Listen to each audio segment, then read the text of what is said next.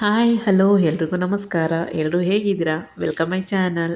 ಇವತ್ತು ನಾನು ಕ್ಯಾರೆಟ್ ಹಲ್ವಾ ಹೇಗೆ ಮಾಡೋದು ಅಂತ ತಿಳಿಸ್ಕೊಡ್ತಾ ಇದ್ದೀನಿ.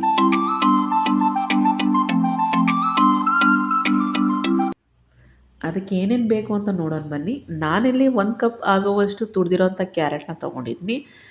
ನೆಕ್ಸ್ಟ್ ಇದಕ್ಕೆ ದ್ರಾಕ್ಷಿ, ಗೋಡಂಬಿ, ಅರ್ಧ ಕಪ್ ಆಗುವಷ್ಟು ಸಕ್ಕರೆ, ಮುಕ್ಕಾಲು ಲೋಟ ಆಗುವಷ್ಟು ಹಾಲು, 3ರಿಂದ 4 ಸ್ಪೂನಷ್ಟು ತುಪ್ಪ.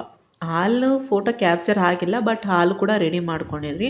ಒಂದು ಬಾಣಲಿಗೆ 1 ಸ್ಪೂನ್ ಆಗುವಷ್ಟು ತುಪ್ಪ ಹಾಕ್ಕೊಂಡು ತುರಿದಿರೋಂಥ ಕ್ಯಾರೆಟ್ ಹಾಕ್ಕೊಂಡು 2ರಿಂದ 3 ನಿಮಿಷ ಇದನ್ನು ಲೋ ಫ್ಲೇಮಲ್ಲೇ ಇಟ್ಕೊಂಡು ಹುರ್ಕೋಬೇಕಾಗುತ್ತೆ. ಜಾಸ್ತಿ ಫ್ಲೇಮಲ್ಲಿ ಇಟ್ಕೊಂಡು ಹುರ್ಕೋಬೇಡಿ, ತಳ ಹತ್ಬಿಡುತ್ತೆ. ಸೊ ಮೀಡಿಯಮ್ ಫ್ಲೇಮಲ್ಲೇ ಇರಲಿ, ಲೋ ಅಥವಾ ಮೀಡಿಯಮ್ ಫ್ಲೇಮಲ್ಲಿ ಇಟ್ಕೊಂಡು ಇದನ್ನು ಹುರ್ಕೊಳ್ಳಿ ಚೆನ್ನಾಗಿ. ಸ್ವಲ್ಪ 2 to 3 ಮಿನಿಟ್ಸ್ ಹುರ್ಕೊಂಡಾದಮೇಲೆ ಇದಕ್ಕೆ ನಾನು ಮುಕ್ಕಾಲು ಲೋಟ ಆಗುವಷ್ಟು ಹಾಲನ್ನ ಸೇರಿಸ್ತಾ ಇದ್ದೀನಿ.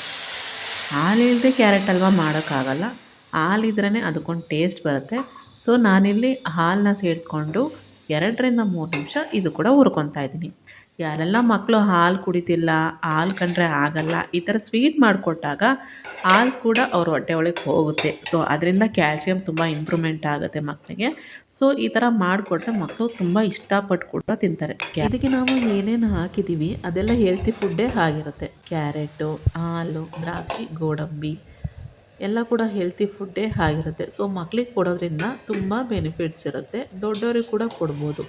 ನೋಡಿ ಇಲ್ಲಿ ಹಾಲು ಕೂಡ ಹೀರ್ಕೊಂಡಿದೆ. ಸೊ ಇದೆಲ್ಲ ಹಾಲೆಲ್ಲ ಹೀರ್ಕೊಂಡಾದ್ಮೇಲೆ ಇದಕ್ಕೆ ನಾನು ಅರ್ಧ ಕಪ್ ಆಗುವಷ್ಟು ಸಕ್ಕರೆನ ಸೇರಿಸ್ತಾ ಇದ್ದೀನಿ.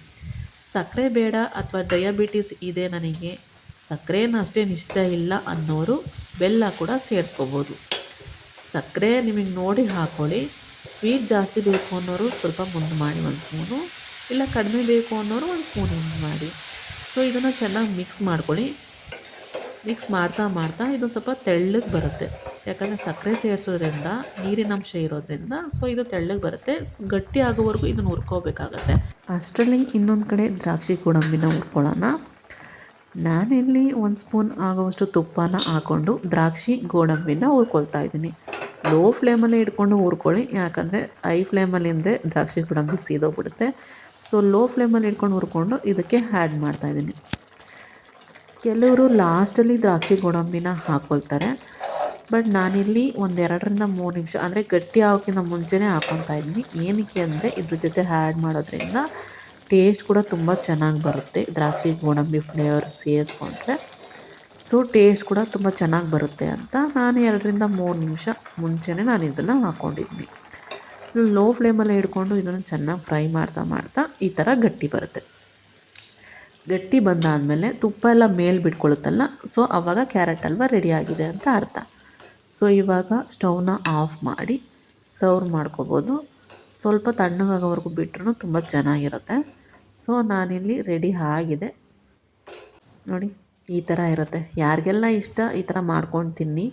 ಟೇಸ್ಟ್ ಮಾತ್ರ ಸೂಪರಾಗಿದೆ. ನನ್ನ ಮಗಳಿಗಂತೂ ಅಮ್ಮ ಸೂಪರಾಗಿದೆ ಅಂತ ಹೇಳಿದ್ಲು. ಯಾರಿಗೆಲ್ಲ ಈ ವಿಡಿಯೋ ಇಷ್ಟ ಆಗಿದೆ ಲೈಕ್ ಮಾಡಿ, ಸಬ್ಸ್ಕ್ರೈಬ್ ಆಗೋದ್ರ ಮರಿಬೇಡಿ.